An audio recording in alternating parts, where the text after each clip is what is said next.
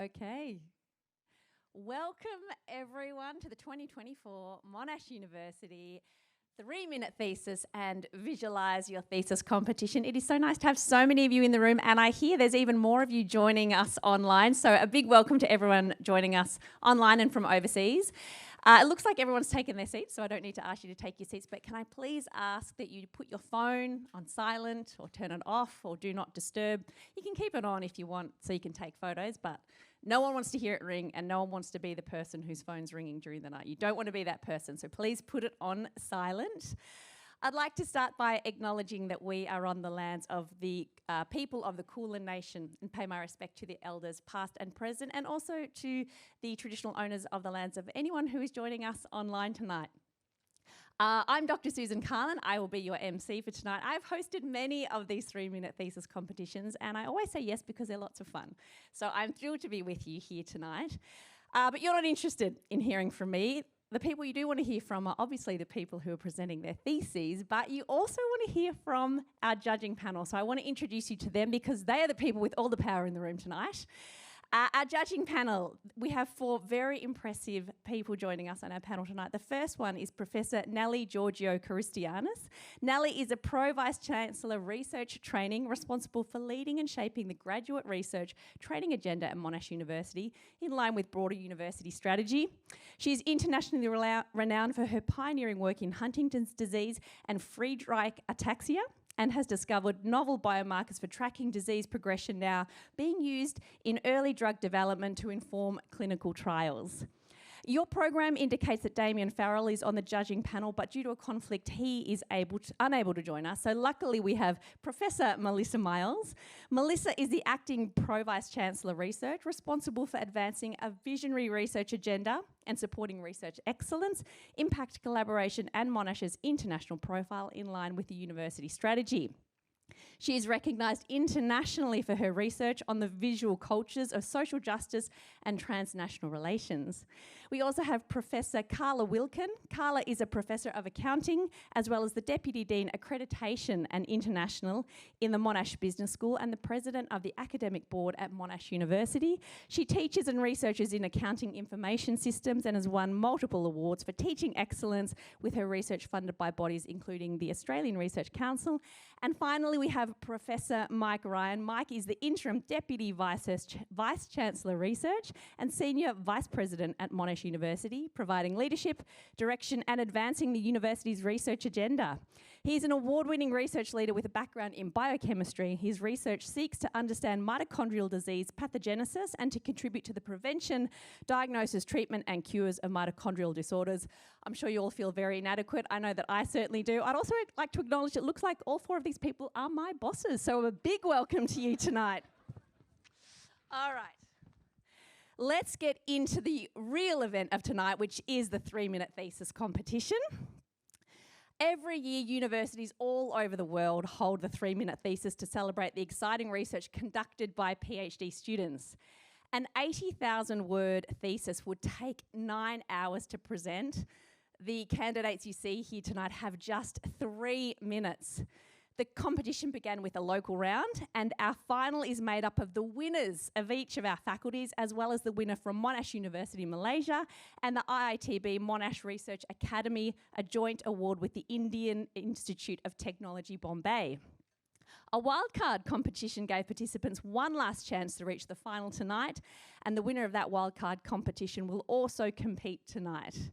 Tonight's winner will take home a cool $5,000 and will go on to compete at the virtual Asia Pacific 3MT competition. The runner-up will win $2,000, and the People's Choice Award winner, as voted by you at the end of the presentations, will win $500, courtesy of Monash Graduate Association. And I have to say, there is so much money here tonight that no one is allowed to tell the Minister for Higher Education, Jason Clare, otherwise he'll probably take that off us as well. Okay, on to the rules of the 3-minute thesis competition for those of you that don't know the rules. If you've been here before, you will, but if you don't, let me tell you how it works. The participants are only allowed a single static slide, and that is presented from the beginning of the oration. No additional electronic media or props are permitted, so no pet chimpanzees, no feather boas. Presentations must be spoken. They cannot be sung, they cannot be rapped. Presentations have commenced when the presenter starts their presentation either through movement or speech. And presentations are 3 minutes max, and competitors exceeding 3 minutes are disqualified. So it is pretty brutal up here. You can see how tough it is for our candidates. I think actually doing the PhD would be easier than doing this competition. We're now going to begin the 3-minute thesis presentation. I'm going to introduce each finalist. They will come out. You're welcome to give them a big round of applause at the beginning and the end. Our judges will deliberate, and then we'll move on to our next candidate. So our first candidate from the Faculty of Business and Economics, speaking about social equity in community disaster relief, is Lihini de Silva. Please give Lihini a big warm welcome.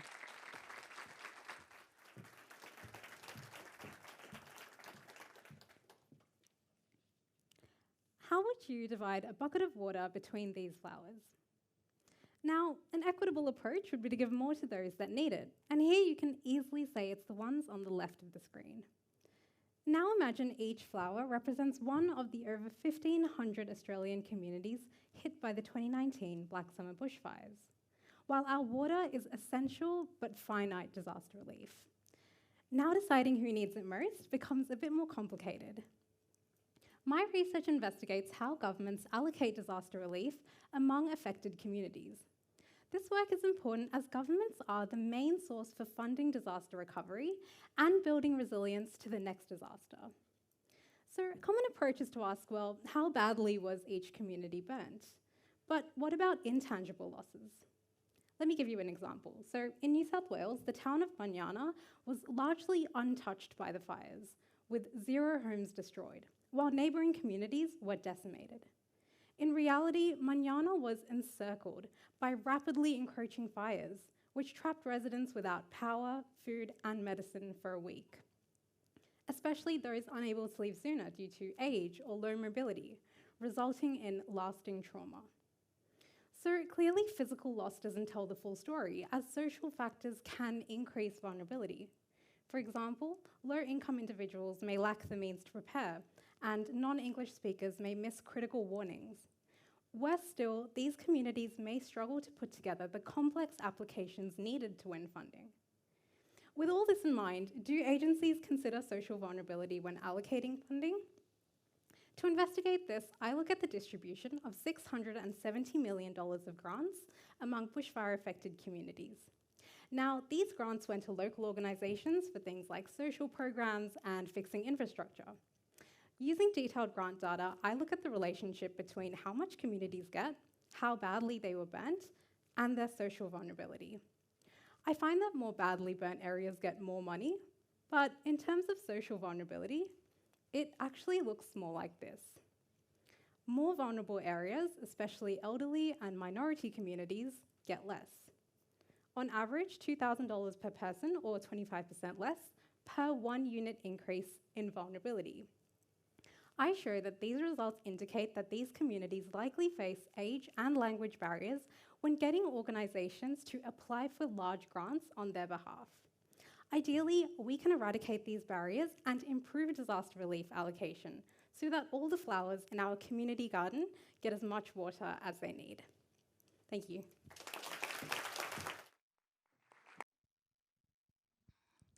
Thank you, Lihini. A wonderful presentation, and one that I'm sure will be useful for many years to come, unfortunately, as we face more and more bushfires.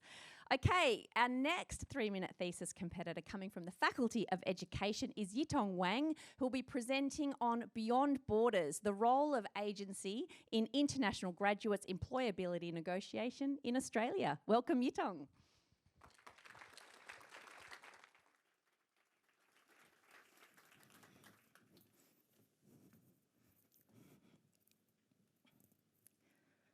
If you are an international student here, how would you feel if you finish your studies and become jobless?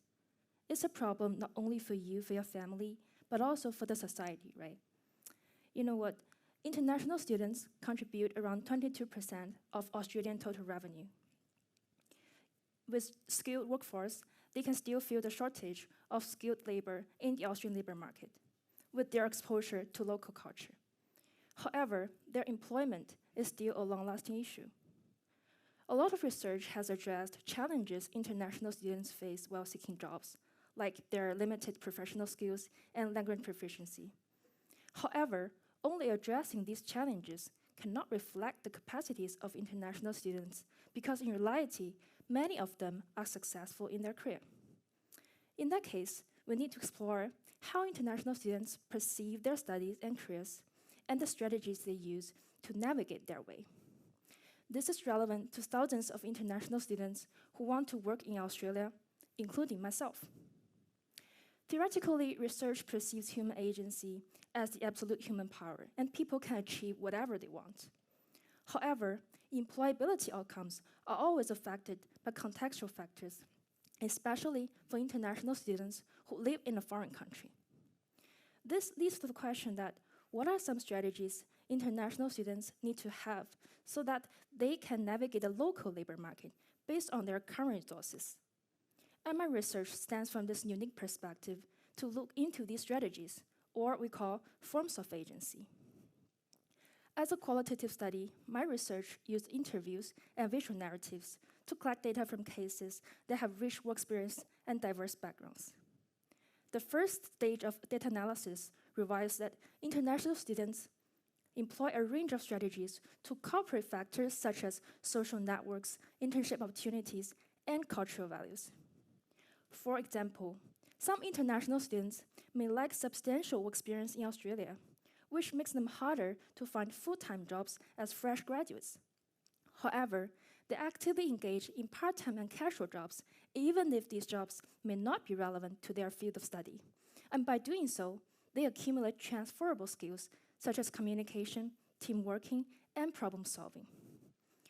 This form of agency, named skills transferring agency, significantly helps them prepare and perform better in their future jobs. My research will help stakeholders such as government and universities understand the dynamics of international students and their career trajectories. The findings will also bring insights to international students about how to balance the impacts of contextual factors and their personal goals. Thank you.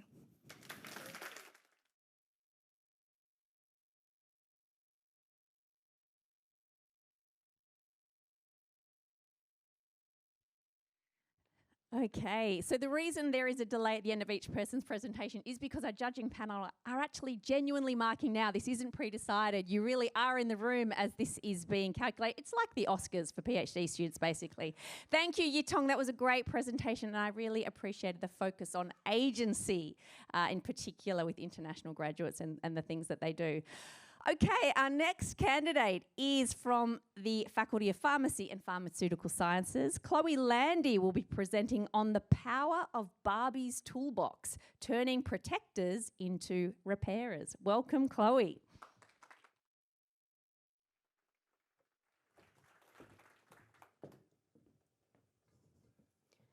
In the recent Barbie movie, Barbie asked, "Do you guys ever think about dying?" Well, for patients in the real world with pulmonary hypertension, this is a very real concern. These patients have irreversible scarring of their heart and lungs. Sadly, almost half of all patients won't live longer than 5 years from being diagnosed. Now, current therapies are aimed at reducing symptoms, but do little to address the underlying cause, which is damage to the blood vessels. Now, over in vessel land, we have the Barbies and the Kens, or the immune cells, and these cells are responsible for repairing and maintaining their home, the blood vessel. Vessel land and the real world are connected, and they affect one another. When pulmonary hypertension strikes, the high pressure causes damage to the dream houses that make up the vessel walls. Now, an interesting fact from the real world is that women have a 10% higher survival rate than men at that 5-year mark. And this may in part have something to do with vessel land. You see, women, they have more of Barbie, and men, well, they have more of Ken. As we know, Barbie can be anything. She can be a firefighter, an architect, a builder, even an engineer, and she has many roles in maintaining our vessel walls. These include removal of dead cells and debris, restoring blood flow, regulating inflammation, and rebuilding that wall. Barbie also comes equipped with her very own accessories, like this toolbox containing specialised pro-resolving mediators. Let's call them SPMs for short. The combination of Barbie's versatility, as well as her use of these SPM tools, makes her very well suited to repairing vessel dream houses. The same cannot be said for Ken though. He's just Ken. Ken has one job, and that job is to protect. But if Ken's vessel takes damage, he can't fix it. Now this might explain why the women with the Barbies live longer than the men with the Kens. My research is looking inside Barbie's toolbox. What tools does Barbie have that Ken doesn't? Further, what happens if we take a group of Ken-like immune cells, put them in a dish, and give them all of Barbie's tools? Can we turn Protector Ken into Repairer Ken? Finally, my research is looking back in the real world, where we've administered these SPMs to animal models of pulmonary hypertension. Excitingly, we've seen a reduction in the scarring of both the heart and the lungs, paving the way for novel treatments for our real-world Barbies and Kens. Thank you.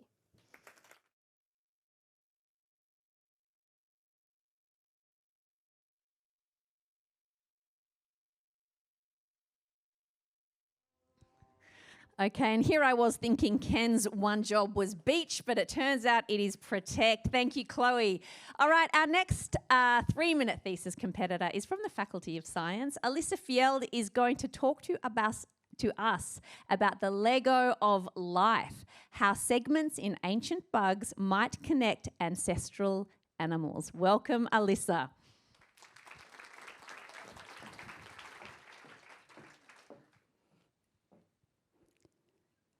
Patterns are everywhere in nature.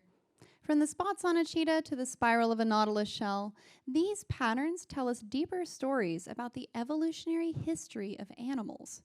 As a paleontologist, I love a good evolutionary story, and one of my favorites is the tale of segments.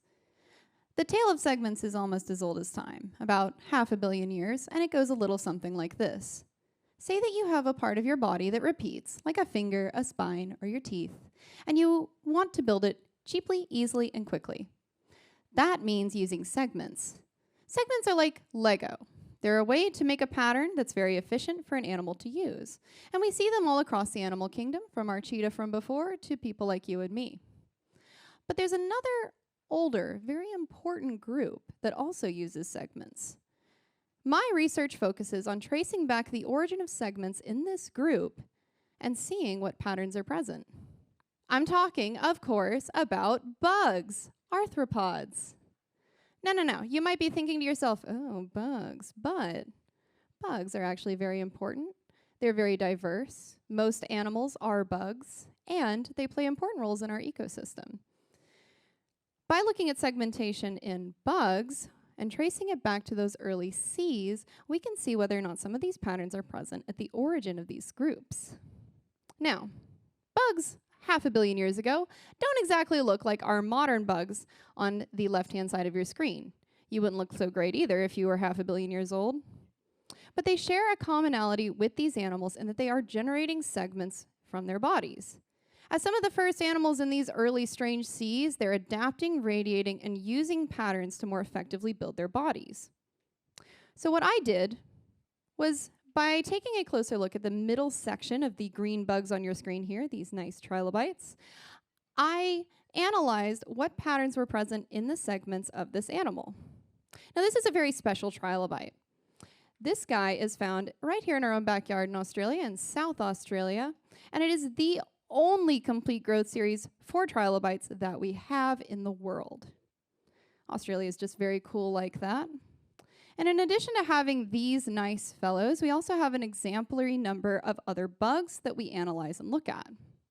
So after looking at over 200 exquisitely preserved trilobites at every stage from tiny baby to big adult, what I found is that these deceptively simple looking midparts have strangely complex patterns, and moreover, these patterns might be shared among all of these early bugs. By looking at the way that life radiated outward to make the plethora of bugs we know today, we can start to understand what building blocks are going in to these early Legos. Thank you so much.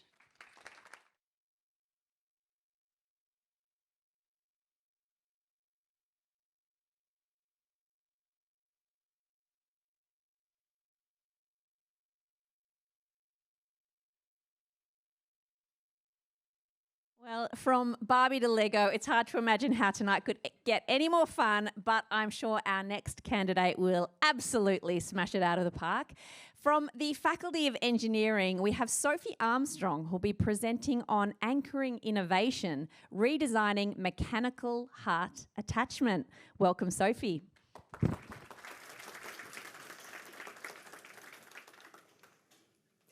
Last year, I went camping with my PhD friends, and it was pouring rain when we arrived. I was there jamming tent poles together, detangling string, flipping things inside out, hating my life slightly, and over walks my friend, lays down their tent, shimmies inside, and pops up a fully constructed tent in 2 seconds. A pop-up tent. I cried a little. But that's innovation, right? By increasing the simplicity of products, we make things faster and safer and more accessible. Well, my PhD is doing the same for mechanical hearts. A mechanical heart is critical in keeping the blood pumping around the body of thousands of heart failure patients worldwide whilst they wait for a heart transplant. But it's not a quick or easy surgery. The tube that carries blood from the heart to the device, what we call a cannula, needs to be meticulously sewn into the heart wall and all the pieces assembled. For this to happen, the heart must first be stopped and drained on a bypass machine. Now, heart-lung bypass is technically complex, and it excludes a lot of patients with fragile hearts from receiving this life-saving device. And so we asked, could we do this without bypass? Could we avoid the need for all the medically equivalent tent poles and strings and create the pop-up tent of mechanical heart attachment? The answer is yes. No surprise, this wouldn't be a good metaphor otherwise. Now, we took inspiration from a hollow wall anchor, a collapsible wall screw. After many prototypes, we've developed a collapsible cannula that can be implanted in seconds. It's inserted, collapsed, and attached to the mechanical heart whilst the heart is still beating. I've been testing elastic materials for this very elastic device and how we can promote better tissue integration to stop common mechanical heart complications such as bleeding and blood clotting. To achieve this, I've thrown some science at the surface. I've used plasma and biomimicking chemicals and studied how human cells attach and adhere. Now, these same treatments have to be anti-adhesive for blood. So more simply, sticky for one biological substance, slippery for the other.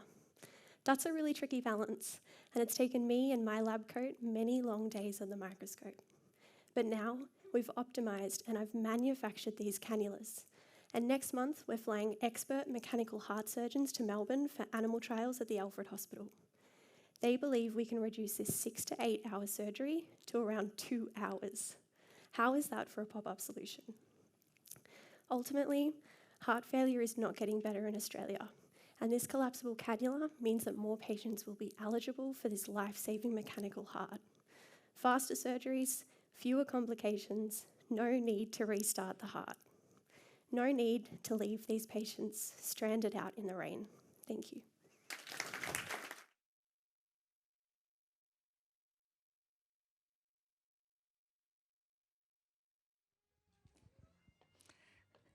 Sophie, you had me at crying while trying to put up your tent while camping. And I love to imagine that one day in the future, Tent City will be also selling these. You can buy it before your heart surgery.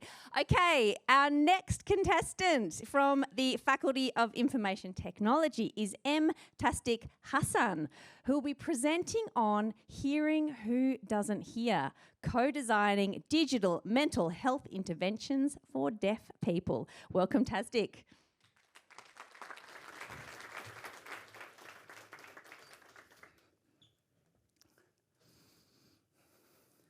In one of the initial workshops of my PhD, I asked to our participants from the deaf community in Bangladesh, what is the definition of happiness to you? She responded in sign language.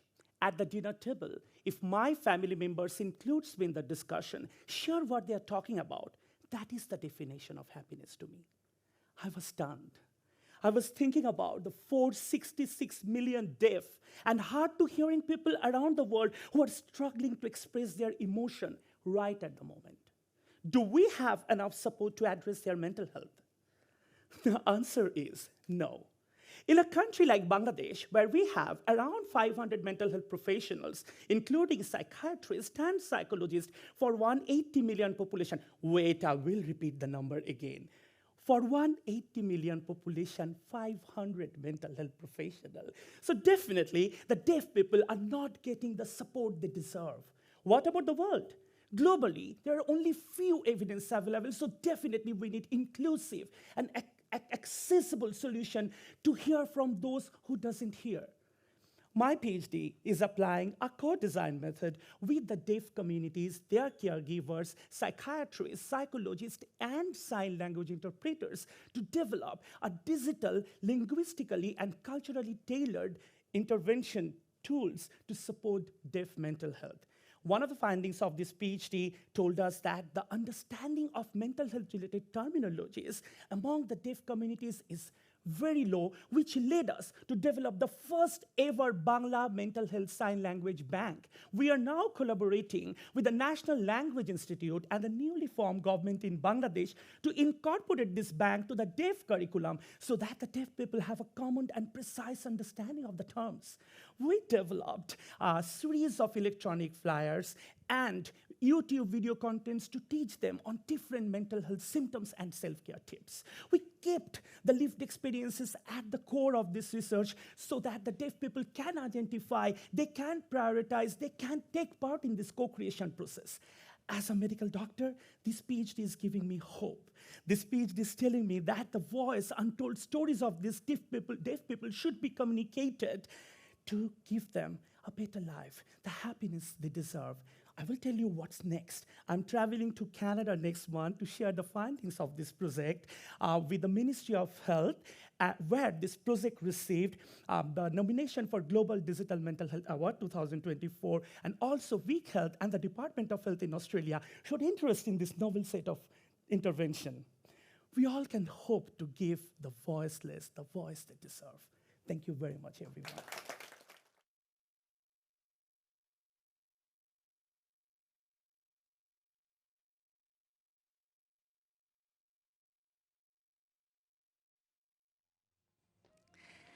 That was an absolutely sensational intervention you spoke about, Tasdik. And did you say you're a doctor and you're doing I mean, that's just showing off now. How many doctorates does one man need? All right, our next competitor tonight from Monash University, Malaysia School of Pharmacy is Aathira Sujathan Nair, who'll be presenting on glowing tags, spotting breast cancer. Welcome, Aathira.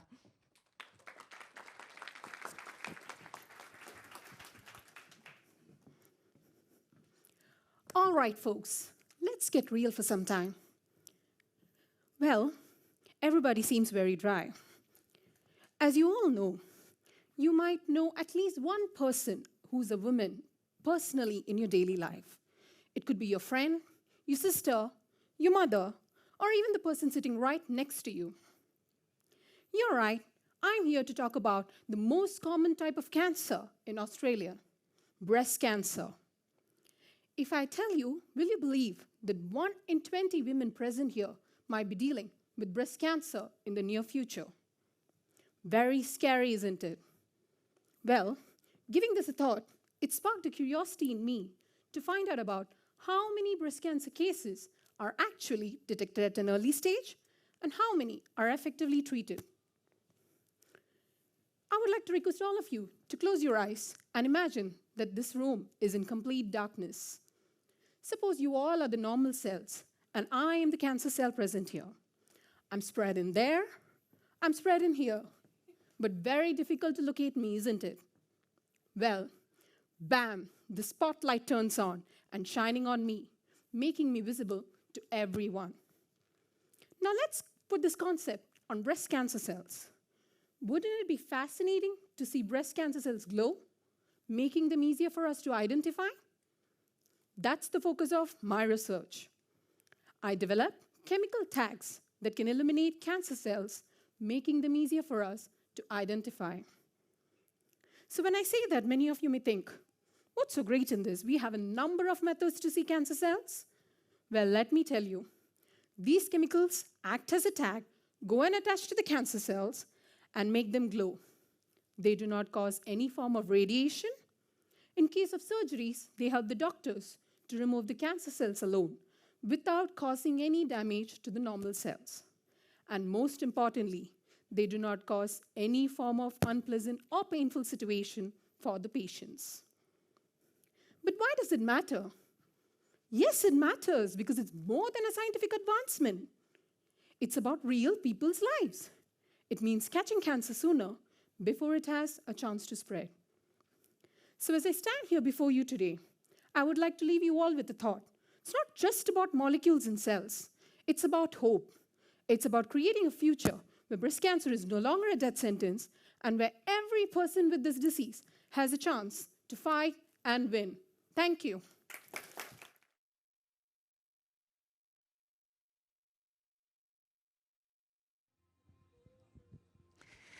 Thank you, Aathira. Another brilliant intervention for a much-needed project. We are more than halfway, folks, in the 3-minute thesis presentations. Our next candidate is from Monash's Art, Design and Architecture faculty. Secil Taskoparan Stassi is presenting on the topic of Drawn to Care for Connected Riverfronts. Please welcome Secil.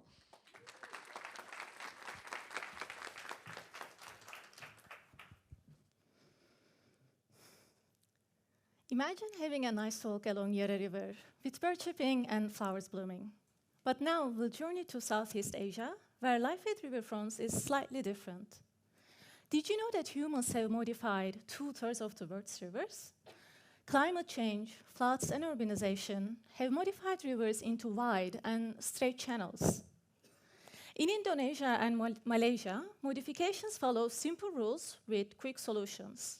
Channelize the river, clear the riverfronts, and add some greenery. But the issue is, many people modify rivers without really understanding them. And that's why they overlook connections that bring people and river together.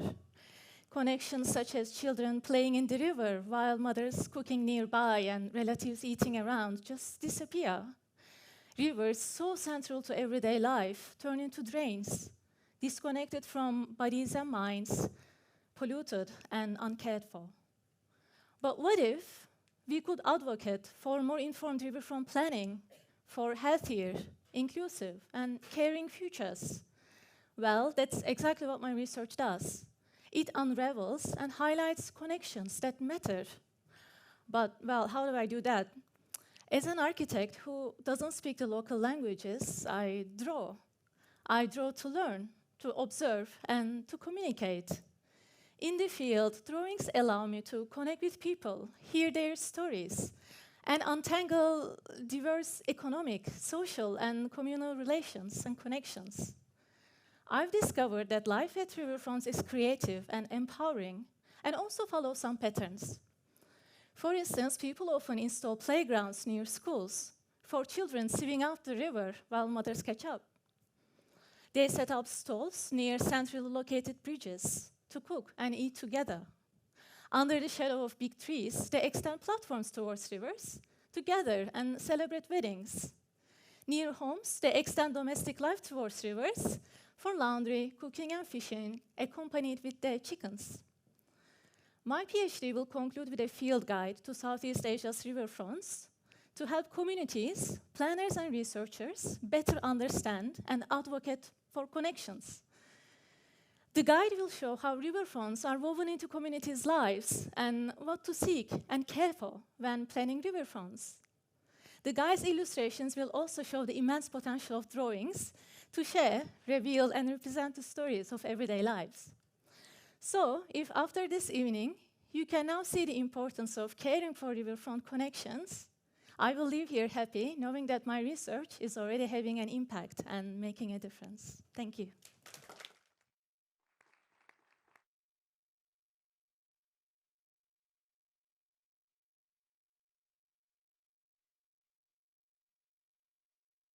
Thank you so much, Secil. What a beautiful presentation. What a beautiful slide. Okay, our next competitor is our wildcard winner. They are from the Faculty of Pharmacy. Kathryn Fincham is going to be presenting on the topic of Supermac, a new hero in the fight against antibiotic resistance. Welcome, Kathryn.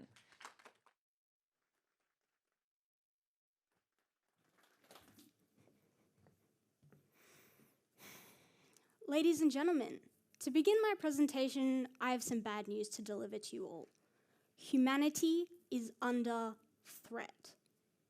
In 1928, scientist Alexander Fleming discovered the first antibiotic drug, penicillin. This discovery ushered in a golden age in medicine, where previously deadly infections were now treatable. But now, almost 100 years later, the end of this golden era is in sight. Overuse of antibiotics has meant that bacteria have developed resistance to them, and this resistance could mean a return to the dark ages before penicillin, with millions of global deaths from bacterial infections, the end of life as we know it. So to prevent this scenario, it's clear that we need a hero on our side, something to help us fight back against the bacteria. And one place that we might be able to find this hero is in the bacterial defense mechanism that our body already has in place, the immune system. So the cell that I have on my slide is a common immune cell called a macrophage, but let's call it MAC for short. When a bacteria invades your body, MAC engulfs it, and then starts producing a key molecule called nitric oxide, which works to kill the bacteria. Now, MAC alone isn't really hero material, but what if we invented a drug that changed this? What if we invented an antibiotic that, rather than directly targeting bacteria, targeted MAC and made him stronger? It's a pretty revolutionary idea, and it's one that my research group at Monash are exploring. We've developed a drug that supercharges macrophages, making them better at fighting bacteria. But we're not ready to save the world just yet. You see, Mac is somewhat of a reluctant hero, and he's not keen to actually let any of our drug cross his cell membrane to get inside of him. And so this is the problem that my PhD thesis surrounds. How can we improve the permeability of our drug so that we can get it inside of MAC where it needs to be? Now, my solution to this problem is to give our drug a sidekick. See, there are certain kinds of molecules that MAC is actually pretty happy to let cross his cell membrane. And so the idea is that if we attach one of these molecules to our drug, then our drug will be more likely to get across the membrane. Now, I'm happy to report that this strategy has worked fantastically. I was able to experimentally verify that my best performing sidekick molecule increased the delivery of our drug by 26 times. And that was a really fantastic result, but I think we can go even better. So for the remainder of my PhD, I'm going to test out an array of different sidekicks to see if we can get an even bigger effect. So, if we are able to get enough of our drug inside of MAC, then what's the outcome? Well, our plain old MAC gets turned into SuperMAC. SuperMAC produces more nitric oxide, becoming a bacterial killing machine. And the best part is that since our drug doesn't directly target bacteria, resistance is far less likely to be developed, and the humanity is saved. Thank you.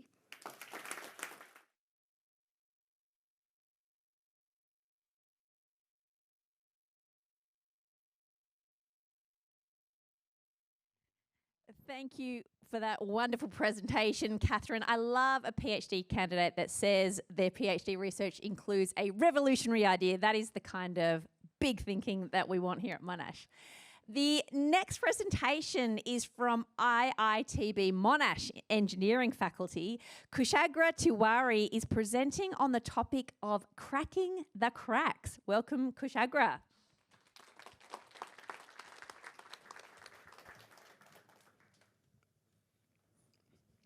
Imagine you are in an aeroplane, relaxed in your seat, and suddenly the roof blows off, and you directly see the sky, as if God is calling you soon.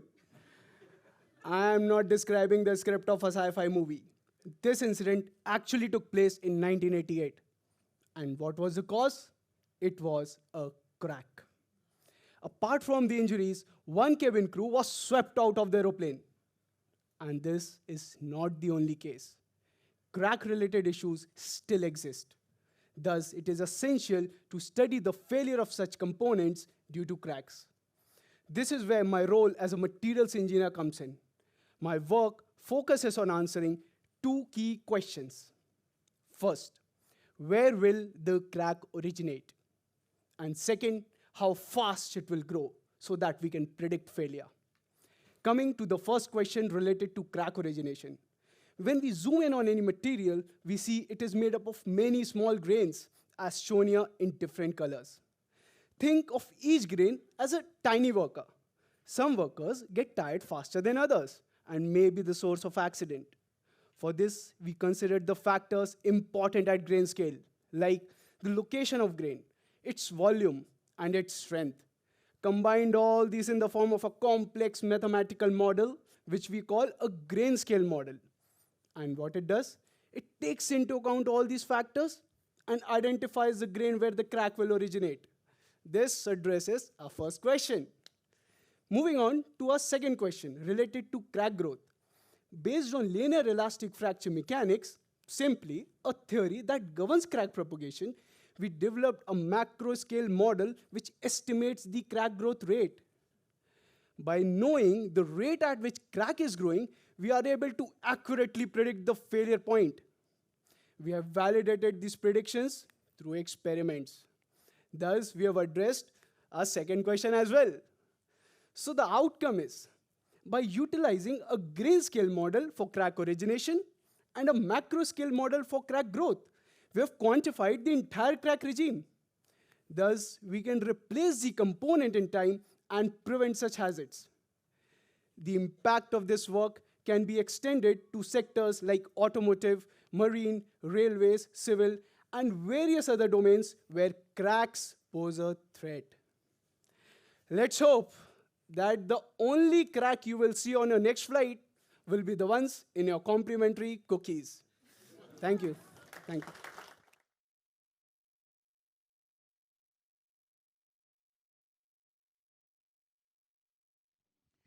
Thank you, Kushagra. And I think I can speak on behalf of everyone in the audience that flies on an aeroplane. We would really like it if you could please hurry up and finish your PhD. I have a flight to Canberra next week, actually, so if you could maybe get it done by then, that would be great. All right, second last 3-minute thesis competitor tonight is from the Faculty of Medicine, Nursing and Health Sciences. Charlotte Barker is presenting on the topic of exploring if gut bacteria ignites brain damage following stroke. Welcome, Charlotte.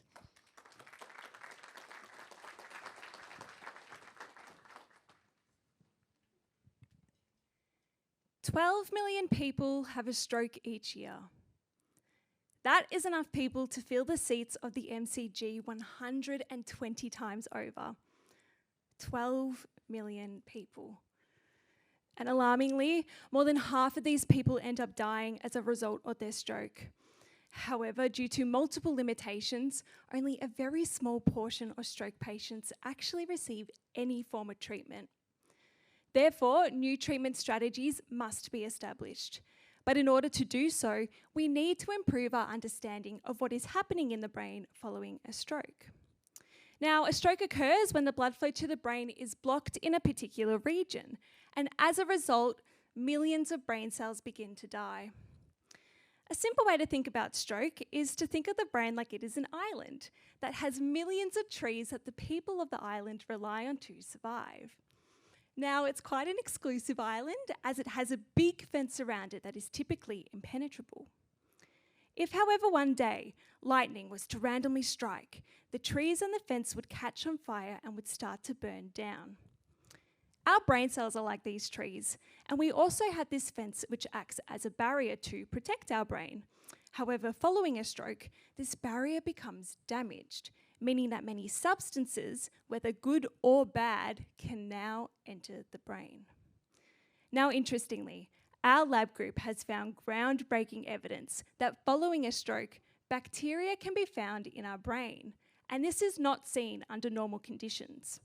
Moreover, we believe that this bacteria is coming from our gut and travelling to and entering our brain. This would be like nearby pirates seeing the smoke on Brain Island and travelling to and entering the island through the damaged fence. Now, you may be wondering, why are these pirates travelling all the way to Brain Island, especially during a fire? What are they going to do when they're on the island? Are they potentially making the fire worse? Well, this is exactly what my PhD aims to investigate. To do so, I will use a mouse model of stroke and will collect the animal's brains to fluorescently label and identify the bacteria. I will then assess these brains under a microscope to determine the level of brain damage, and preliminary evidence suggests that this bacteria is indeed worsening stroke outcomes. This may mean that we can simply give patients an antibiotic following their stroke to remove this bacteria from the brain.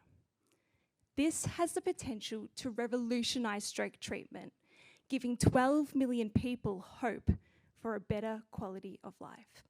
Thank you.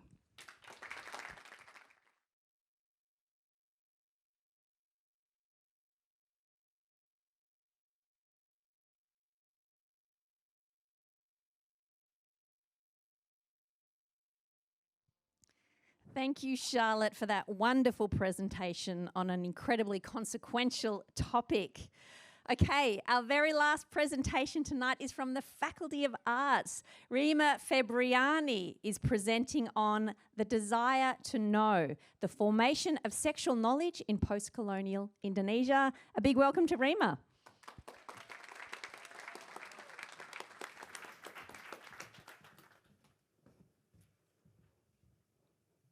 Hi, let's talk about sex. If you're from a country with an official sex education, good for you. I'm from Indonesia, and my country still doesn't have one because sexuality is still tremendously misunderstood. It is also a subject of a never-ending debate between teaching sexual health and promoting decadent, sex-crazed foreign cultures. As a result, today we see not only people are still clueless about their body, but the public can also intervene into private matters under the pretext of indecency. How do Indonesians think about sex the way they think about it now? My research explores an archive of desires to know, to understand how people conceived and experienced sexual awakening before the internet. For my thesis, I focus on two different approaches, the erotic and the scientific. And by turning this into an academic research, I hope not to sound like a pervert. Reading these materials reveals the challenges of establishing sex education in Indonesia. One of the key issues is the need to reserve sex into wedding chamber only, as if sex doesn't happen anywhere else or in any way else. The erotic novels from the 1960s and 70s provided their readers with sexual wisdom through carnal adventures. They constructed the collective imagination about the perfect sexual life. But the characters who engage in sexual activities outside marriage either meet their unfortunate endings or return to their families. Similar suggestions can be found in sex advice columns handled by doctors in magazines. Sex is sanitized in medical terms and plain language. Sexual satisfaction is prescribed only for married couples. And the great expectations for longevity is grounded in order to keep the union strong. By this procedure, sex becomes less hot. The nuclear family was and still is the backbone of the Indonesian state. Anything considered to shake the establishment is described as deviance, perversions, or the product of imported technologies. As I built this collection for my research, I cannot shake off the feelings that in order for sex educations to work, we need to make sex healthy and also sexy. Thank you.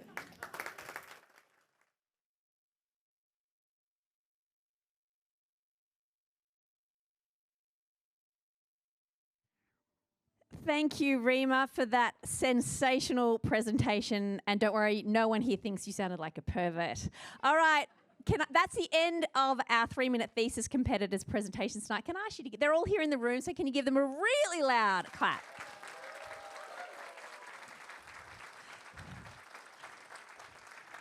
They've worked so hard to be here. All right, what's going to happen now is our judges will be deliberating backstage. But you are not to go anywhere, and you online are also not to go anywhere, because now is when you are going to vote for the People's Choice Award. It's now open. Strangely, you can't vote for me. Must have been an administrative error, but you can vote for all of our other competitors tonight. You can either scan the QR code, or you can go to the URL that's listed there and highlighted in yellow and vote for your favourite presenter. Voting is only open for 5 minutes, so don't waste your time, don't dilly-dally, get into it right now. And the same for you online. If you are watching through the live stream, you might be on a slight delay, so get in as quick as you can. I'm going to give you 5 minutes to vote, have a chat to each other, and I will be back in a couple of minutes to talk to you about Visualise your thesis. All right. The judges are back, and now we are going to move to the Visualise your thesis part of the competition. This competition calls for participants to create an engaging 60-second audiovisual representation of their thesis that can be received by a general audience. By participating, our competitors have developed digital and research communication skills, which are becoming increasingly crucial in today's research landscape. The top 6 entries from this year will be showcased tonight, and the winner will progress to the virtual Visualise Your Thesis international competition in October. The Visualise Your Thesis entries have been pre-judged, and I'd like to thank our judges for their time. So we'll now begin the showcase of the Visualise Your Thesis presentations. The first presentation we have tonight is from the Faculty of Science, Jessica Macha, and the title of Jessica's presentation is El Niño-Driven Changes in Antarctica's Snow Accumulation. Let's hear it for Jessica. Future sea level rise puts coastal communities in Australia and across the world in danger. The Antarctic ice sheet is losing mass, but predictions of Antarctica's contribution to future sea level rise are uncertain, ranging from estimates of mass gain to multiple metres of mass loss. Snow accumulation in some regions of Antarctica offsets ocean-driven melt in other regions. This means that understanding how and why snow accumulation varies is really important to accurately predict Antarctica's future. In our research, we untangle how warming and cooling in the tropical Pacific, known as El Niño and La Niña events, enhance Antarctica's snow accumulation. These events are expected to increase in frequency and intensity in the future, meaning they could play an important role in steadying the scales of Antarctic mass balance and reducing Antarctica's contribution to sea level rise.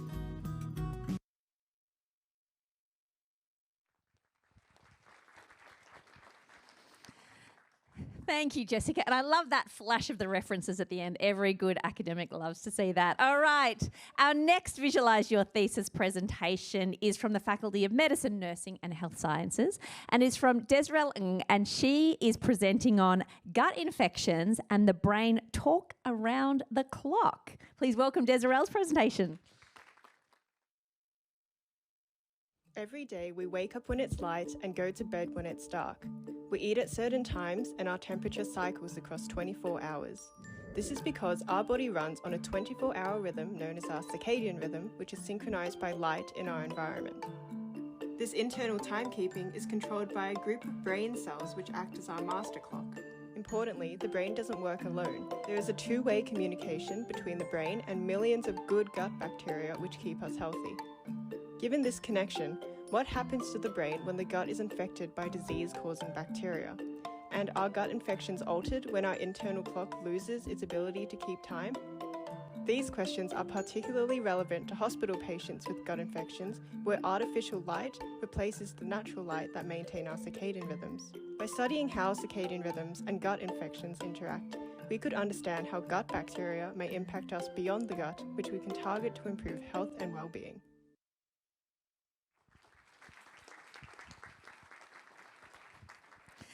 Thank you, Desirel. And how good are these presentations? I thought this might be something like an Instagram reel. These are incredibly impressive. All right, from the Faculty of Engineering, we have Diani Sarah Melwin, and her presentation is entitled Automation of Construction and Demolish Waste Handling. Let's hear it for Diani.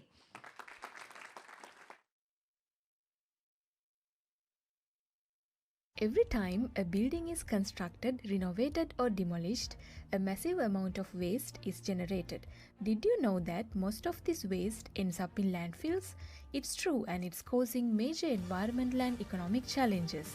Here's the thing, many of these materials could be recycled. However, the current process of manual waste sorting is complex and hazardous for workers. That's why we are proposing a solution, a computer vision-based approach to automate waste sorting at material recovery facilities. Our technology can identify the composition of construction and demolition waste, including the contaminants. By integrating this method with modern robotic systems, we can significantly reduce landfill waste volumes while improving the quality of recycled materials. This not only benefits the environment but also enhances occupational safety by minimizing workers' exposure to hazardous materials. Let's work together for a cleaner and safer future.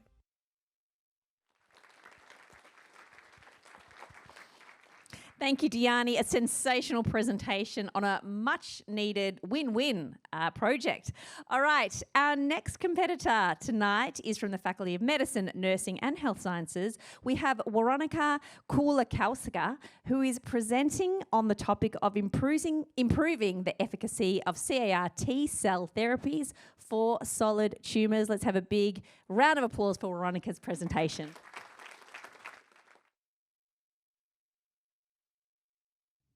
Have you ever considered your own blood could cure cancer? An average person carries nearly 5 liters of circulating blood at any given time.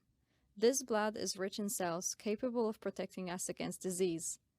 One of the most important cell types in protection against cancer are T cells.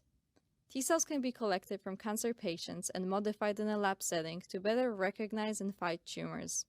These modified cells are known as CAR T cells.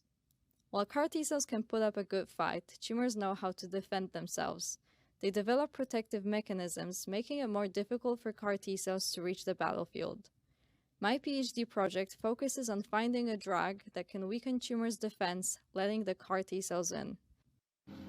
CAR T cells have already been shown to work in a subset of cancer types.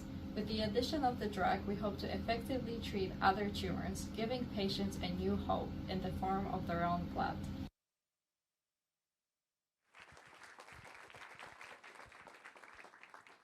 Thank you, Waronika. What a brilliant presentation. We have yet another entry from the Faculty of Medicine, Nursing and Health Sciences. That's their third in this category. I don't know what's going on in that faculty. They're working extremely hard. Our next presentation is from Charla Lu Chai, and Charla's presentation is entitled Development of Novel Computational Pathology Platform to Identify Bowel Cancer Patients at Risk of Relapse. Let's hear it for Charla.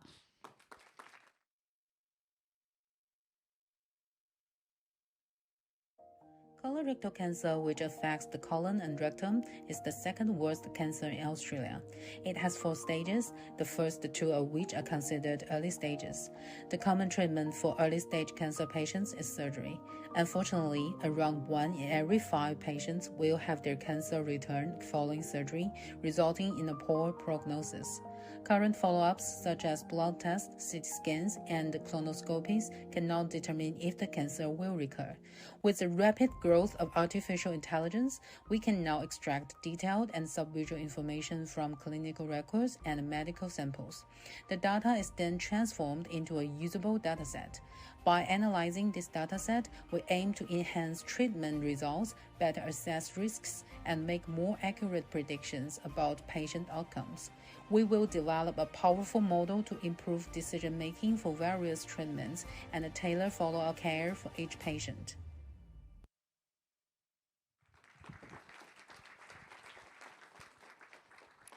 Thank you, Charla, for that brilliant presentation. And our final presentation in the Visualise Your Thesis competition tonight is from the Faculty of Monash Art, Design and Architecture from Alistair Girling. And the title of Alistair's presentation is Digital Prosthetics, Neurodiversity and the Connected Mind. And I need to say that unfortunately Alistair is unable to join us in person tonight, but Alistair is, I believe, watching on the live stream. So let's clap extremely loudly so he can hear us.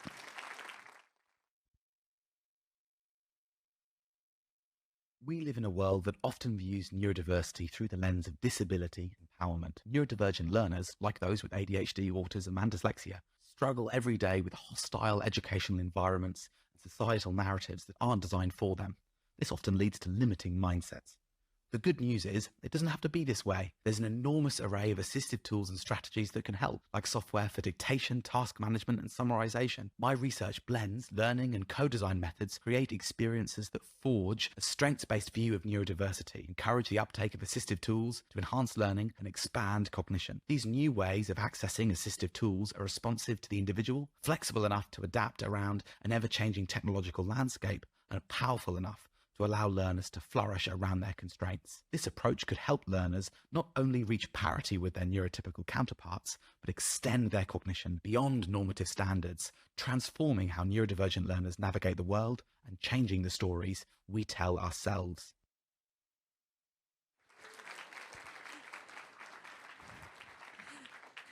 That was a brilliant presentation, Alistair. Thank you so much. Okay, now on to the exciting part of the night. I would like to invite Professor Nally Giorgio Christianis to the stage to present our finalists, first of all with their certificates of just making it this far, because they're all winners already, and then we will get to the very exciting part of the award. So please, Professor Nally, come up and join me on stage. All right. I will now call each of the Visualise Your Thesis finalists to the stage, and Nally will be the one to give you your certificate and shake your hand. So don't rush off. Make sure you shake Nally's hand. She's probably going to be your boss one day, so you definitely don't want to run off the stage. All right, can I please welcome, this is for the Visualise Your Thesis competition first, Jessica Macha.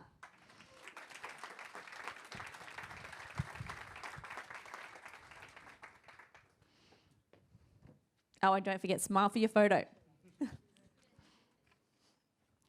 Congratulations, Jessica. And can we please now welcome to the stage Desirel Ng.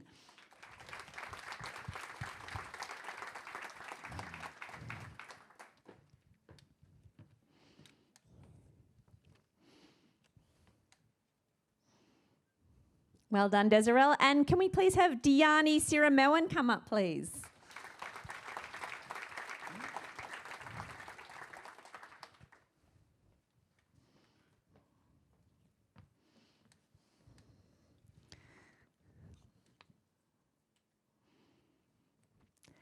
And please welcome to the stage Weronika Kulakowska.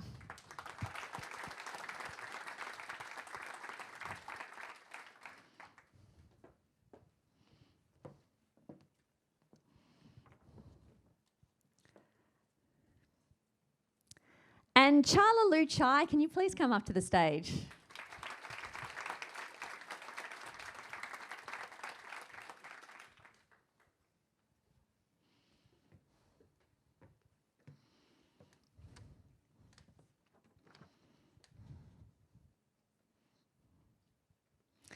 And as I mentioned, unfortunately, Alistair Girling is not present tonight, but we do have receiving his certificate in his place, Associate Professor Selby Coxon, who is the Associate Dean of Graduate Research in the Monash Art, Design and Architecture faculty. So can we please welcome the proxy for Alistair Girling,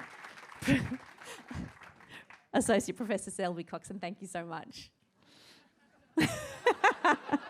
Well done, you worked very hard. Well, if Alistair's looking, he can Photoshop himself. He knows how to. I mean, we can see that he can. All right, Nellie, I'd like to invite you to announce our awardees. Okay, thank you so very much. Can I just say a big congratulations to all of you here. You did an absolutely fantastic job. All of us as judges were really incredibly impressed by the fantastic digital skills that you mastered in your presentations, and I wish I had a 100th of that, so incredibly talented. All of you have taken a slightly different approach in the way that you have presented your thesis visually, and I think all the judges were truly impressed by the diversity. And I can say that the judges took a lot of time to deliberate, and it was a really, really difficult task for us, and the scores were all very incredibly close. So I do want to point that out. You should all be very proud of what you've achieved, and we certainly are very proud of all of you as PhD candidates of Monash and making the great impact that you do for our communities worldwide. So congratulations to you all. One big round of applause for all of this.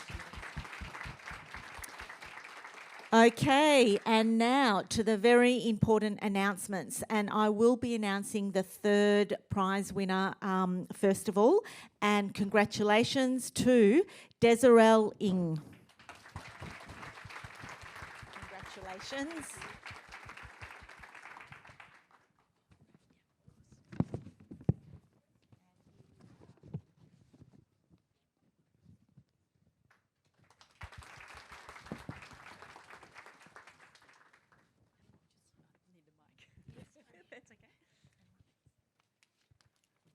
Thank you so very much. And the second place goes to Veronica Kulawoska. Congratulations.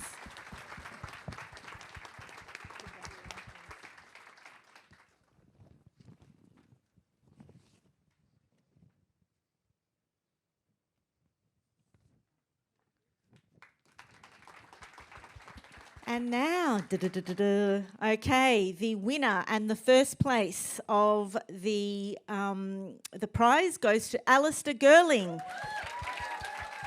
So congratulations, Alistair. We know that you are watching online, and you should be very proud of yourself, and congratulations from all the judges.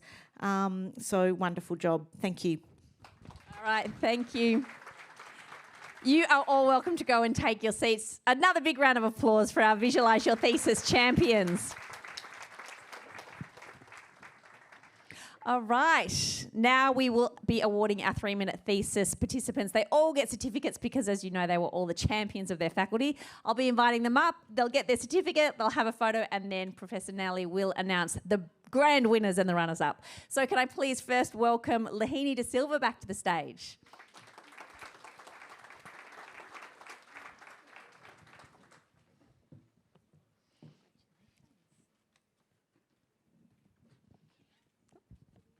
Do we have the certificates? Oh, here we go. Here we go. I can do that too. Thank you. Thank you so much. That's all right.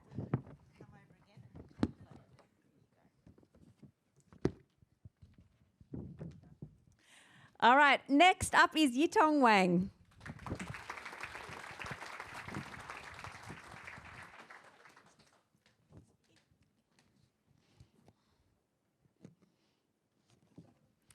And Chloe Landy.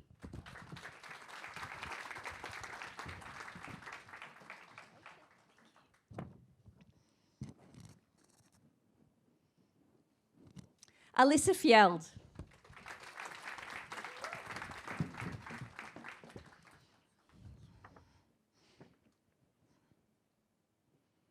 Sophie Armstrong.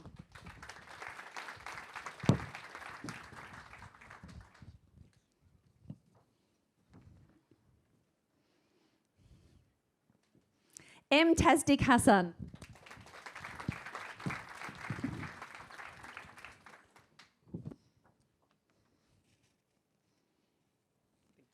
Aathira Sujathan Nair.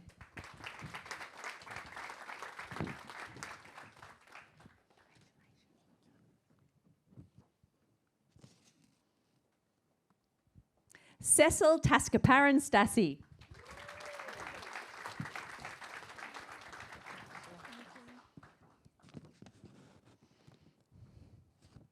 Kathryn Fincham.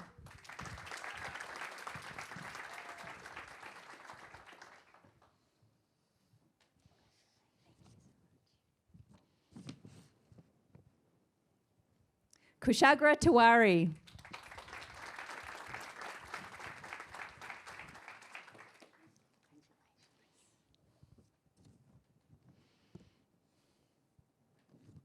Charlotte Barker.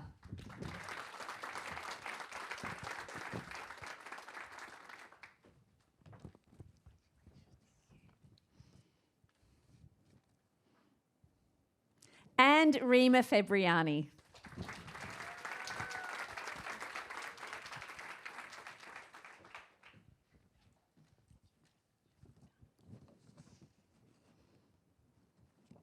Now I'd like to invite Professor Nelly to announce the awardees.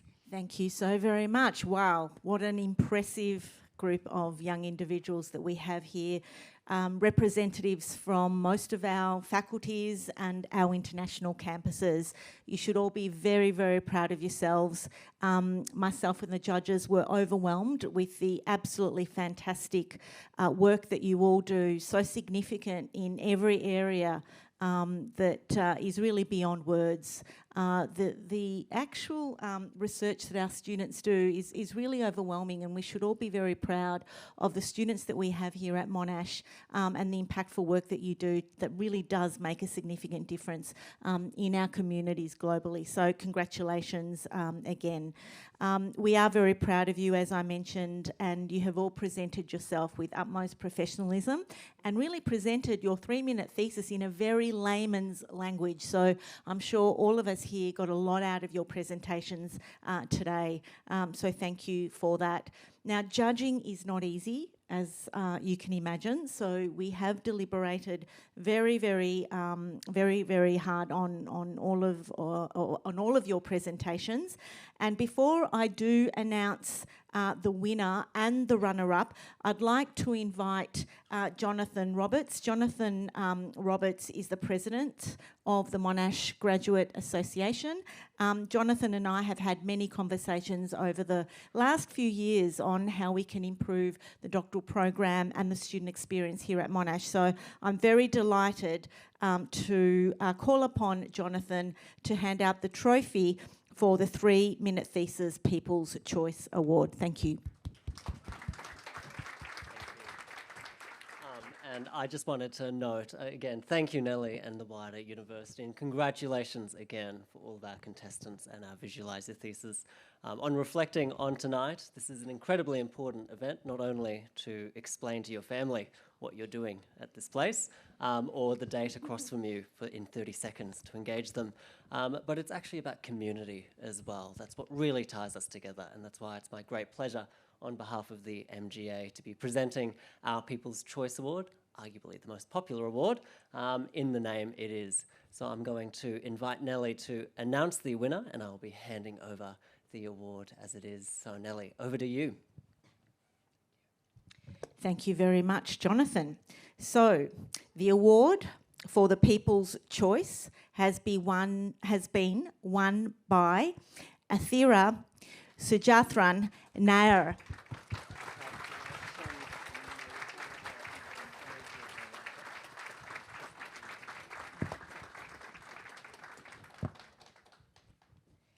And I'd like to say that Aathira comes from the Monash University Malaysian campus from the Faculty of Pharmacy.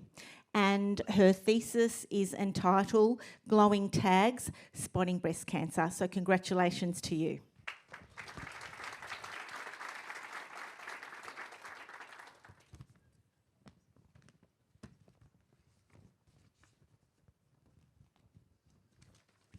Okay, we will now move up to the 3-minute thesis runner-up. And I'd like to announce that the runner-up goes to Sophie Armstrong. Congratulations, Sophie.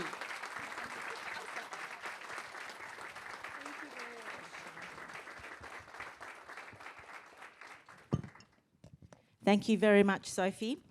And Sophie is from the Faculty of Engineering, and her thesis entitled is Anchoring Innovation, Redesigning the Mechanical Heart Attachment. So congratulations once again.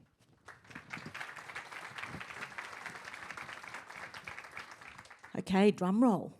Yeah, woohoo. Okay, so the winner of the 3-minute thesis competition for 2024 goes to Kushagra, Tiwari. Congratulations.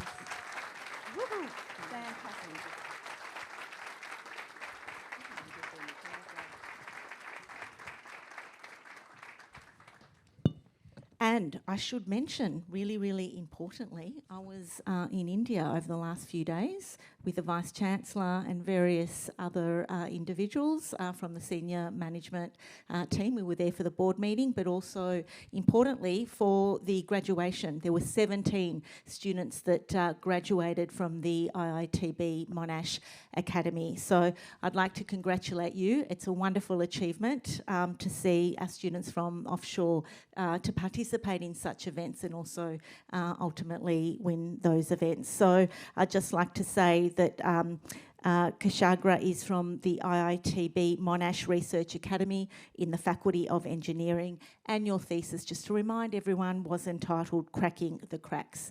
So it's a great pleasure and congratulations once again. Thank you.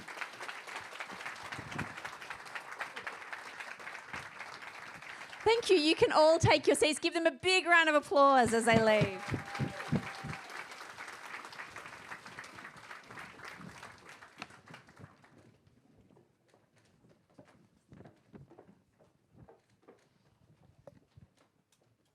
Is it me? Shall I take over? All right. Yeah. Okay. I would never want to speak over the No, professor. not at all. Maybe I can just make a few acknowledgements. Please. Then before I hand over to you.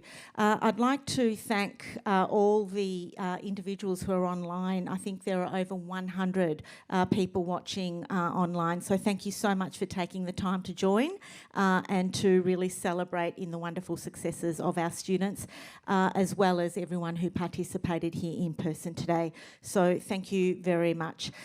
As you can imagine, an event like this does take a lot of effort and a lot of time by a number of individuals. So I'd like to extend my thanks to faculty, professional and academic staff and judges for supporting the local competitions in your faculties and your institutes. So thank you so much. I'd like to also thank Megan Deegan and Susie Phillips from the Monash University Library for the Visualise Your Thesis compliance checks. Believe it or not, we do have some compliance checks, so our students have had to meet some really tight copyright rules. So I'd like to extend my thank you to all of you for helping our students to meet those requirements. So thank you. I'd also like to thank my colleagues on the 3-minute thesis and Visualise Your Thesis judging panel. I extend my thanks to you, Mike Ryan, Melissa Miles and Carla Wilkin. It's a great pleasure, as always, to have you participate in these events. I'd like to also thank our 3-minute thesis Wildcard judging panel, Claire McLaughlin, who's here in the audience, the Director of MGRO, as well as Matthew French, and also Gary Pearce. So thank you very much.